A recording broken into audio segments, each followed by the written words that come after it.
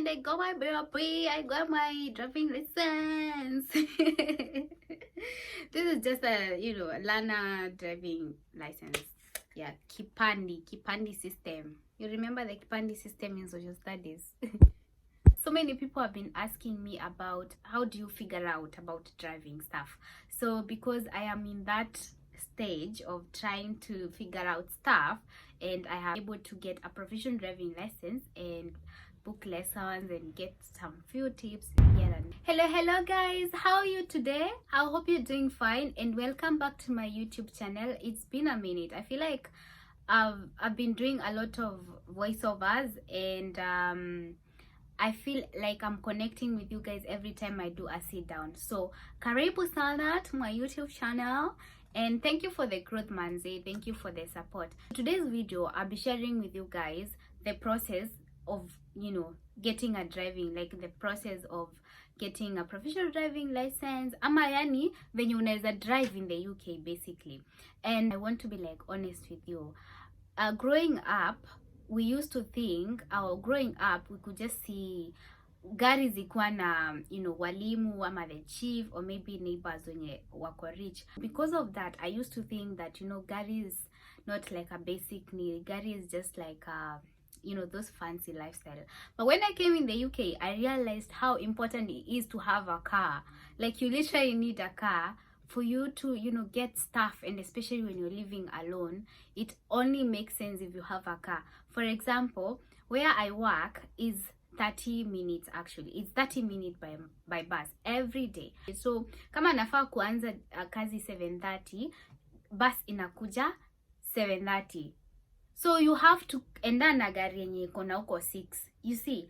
But ungekuwa na gari yako, you just drive your car to work. It's just 15 minutes, you see. So it saves a lot of time. And also sometimes staying in the bus stop, you're being rained on. It's so cold in the winters. You've seen those videos in my YouTube videos. Am I lying? So for you to drive in the UK you need to be 16 years and above. So that is like when you're 15 years and 9 months you can apply for a provisional driving license, and then your eyesight should be fine. It should be good that you'll be able to see like 10 meters away. Is that so? Your age and then your eyes. And then the next thing is you have to know that it's £34 for you to apply. So you go to the UK government website and then you start driving. Okay, provisional driving license. So you want to apply for a provisional driving license. Ni kama ID yako, ni kama admission number yako before ufanye KCSE. So you understand?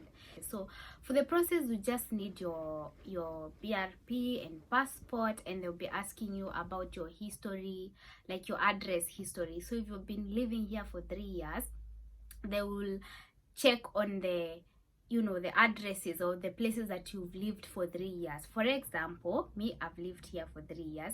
So the first address is the uni address. Then when I moved out to another address and then I'm here, you have to put all those things to show that you've been living in the UK.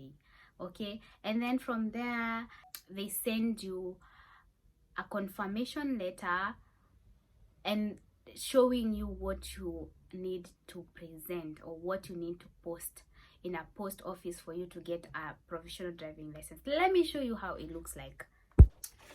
So guys, so we've already done the online application, right? So they will send you an online application completion form.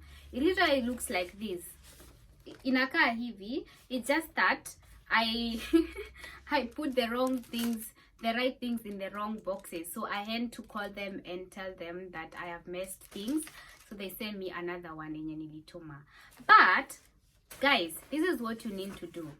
For non-UK citizen, or you don't have a UK passport, that means you're from a foreign country. When you come here and you want to apply for a provisional driving license, you have to provide your immigration share code or your biometric residence permit or a valid Irish passport or a non-UK passport. So you don't have to provide all of these. You have to provide one because it's either one or the other. So you provide an UK passport. For me, I sent my non-UK passport. That's my Kenyan passport. And then you're supposed to send supporting document. And supporting document, you can take your national insurance number or letter. You can take your P45, P60, or your payslip, or you can take your marriage certificate, or you can take your student union. And because I'm a student, I took my UK passport and my student ID. Literally, I just took my student ID and my my Kenyan passport. That was the process of acquiring a professional driving license. So you wait for like, I think 20 days, and then it arrives to your door, and then now from there you start booking lessons, or getting those apps, doing your own research, because I don't think we have classes like lessons for theory, so you have to do it by yourself. So for me, I have downloaded some very useful app. So for me, I have downloaded some very useful apps that I'm using to learn my theory. But at the same time, I realized that you can go to a website. It's called Red Driving. Red Driving, you can take your classes without doing your theory. So for me, what I'm doing is integrating theory and practical at the same time. So maybe after 10 lessons, I'll go for my theory pass and then continue. Now let me tell you something, guys. Aki hakuna mtu aliniambia venye driving ni guy. It's super expensive. When I say it's expensive, it is expensive. But I don't know what you mean by what you take as an expensive stuff. But for me, like what? Oh my god, like what? I can't believe, because one lesson is 60 pounds, ama ni 40 pounds. So, and for you to be a qualified trainee, unafaa kuwa umefanya roughly 45 lessons. So ebu ufanye hizo mahesabu, niambie hiyo ni pesa ngapi. So I would encourage you, wherever you are, even in Kenya, do driving there. Kuwa pro at driving, alafu kikuja huko, of course you'll have to do exams, but the cost won't be as much as that one, because I can only imagine that amount of money. I'll literally pay a quarter of it na nimalizane na driving. But that's, I don't know what to do, but yeah, I hope nitapita, so niombeni. So the next stage I want to share with you, I want to do a driving mock test with you guys. So ebu tufanye tujikumbushe na tufanye tuone. Roughly now I've been doing it for few weeks, and napata, I don't want to lie, napata 30, 40, and I want to get at least a 47 out of 50. So let's get started. So I'm using this app. It's called Theory 4-in-1. Here, Theory. So they have a lot of exercise. How much did I buy it? I think that was 4 pounds. 4 pounds, and then it's 4 pounds per month. So you just need to make sure you learn a lot in a month, but just take your time. Should we start with roadsides? Okay, let's just start with roadsides, and then if you like these lessons, maybe let me know so we can do more and exercise. Na tupita sisi wote, sindo? So let's do this then. Quizzes. 20 questions. Let me put it like in this mode. Yes, so why should you reduce your speed when traveling along this road? Remember, it looks like a staggered junction because you can see that sign, so you have to slow down.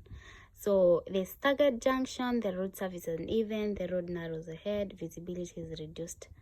I think it's because of that junction. Yeah, so I'll go with the first option.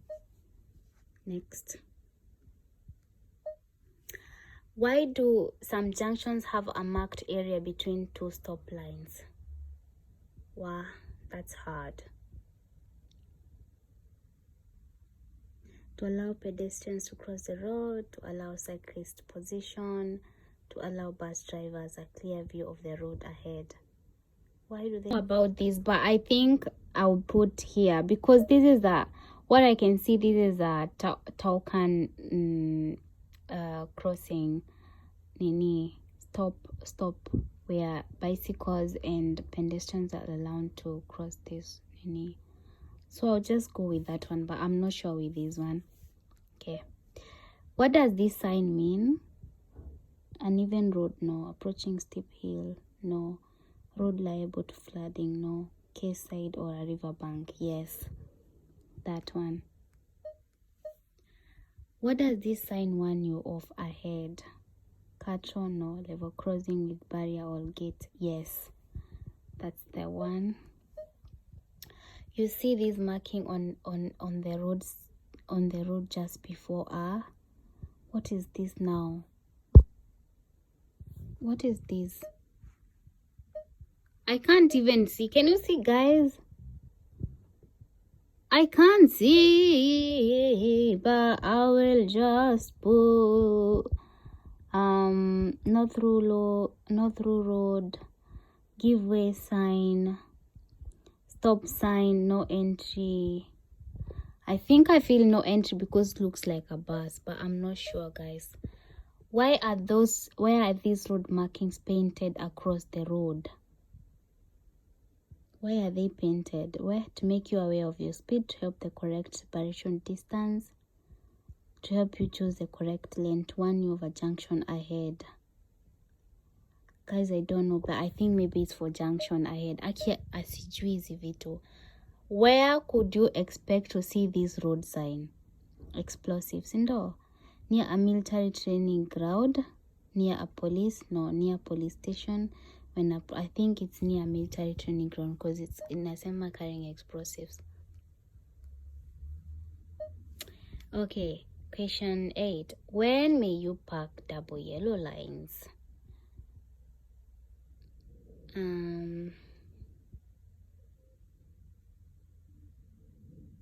Not at any time. I'm not sure. What does this... Someone calling me? What does this sign warn you of? Ice. Yes, because there are this stuff. What does this road signs warn of ahead? Steep slope. Sindo. Steep downhill. Because inaenda hivi. Okay, downhill. What should you do when approaching this level crossing when the red lights are flashing? Stop, drive through, switch on your hazard, continue driving if you can't see the train. I think you need to stop before the barrier. What does this sign mean? Remember, triangles are warning signs. So, no cyclist allowed. Cyclist must ride in single cyclist. No cyclist allowed. Kizungu, allowed. What is the main purpose of traffic calming measures? To reduce the number of vehicles, making park easier, make overtake easier, to slow down traffic, When are you allowed to park in this bay? Gosh, it's not. We can't even see. Acheni complain. Aya, what does this sign mean? Which sign? You have priority of oncoming vehicles. Yes, because of that big arrow. Okay. You are waiting at a red traffic light. What will the signal show next? Red. What must you have to park in a disabled space? What must you have to park? Yani unafaa kuwa na nini? Blue badge, a wheelchair, walking stick. I think you should have a blue badge. I saw that in the previous question yesterday. As a road user, why should you be more careful when trams operate? Because they don't have a horn, because they don't have lights, because they can't steer to avoid you, because they can't stop for cars. For you as a road user, I think it's because they can't steer to avoid you, so zitapita na wewe. Aya, Before overtaking this large vehicle, why should you keep well back? Build up speed, best view of the road, leave gap in case the vehicle stops and rolls back to allow overtaking drivers a chance to cut in. I think you should stay well back to get the best view of the road ahead. What should you do when approaching this vehicle on a motorway? Keep left, pass on the left, slow down and stop. Leave at the next. No, you should not leave at the next. You should just pass on the left. On the right. Okay. Your score is 15 out of 20, guys. Okay. Oh my God. Look. Oh my, ni gani nimeanguka? No entry. Why are these road markings painted across the road? To make you aware of your speed. Oh my God, that one hata sikuwa najua mimi, hata sijawahi ziona kwa road. So nimeanguka hiyo na hii ingine. What does this sign mean? Cycle route ahead. Oh, it's a warning sign. It's a warning sign. So it's just warning you that this is a cycle route. I see. Hata hiyo ningekuwa nimepata 17 ninge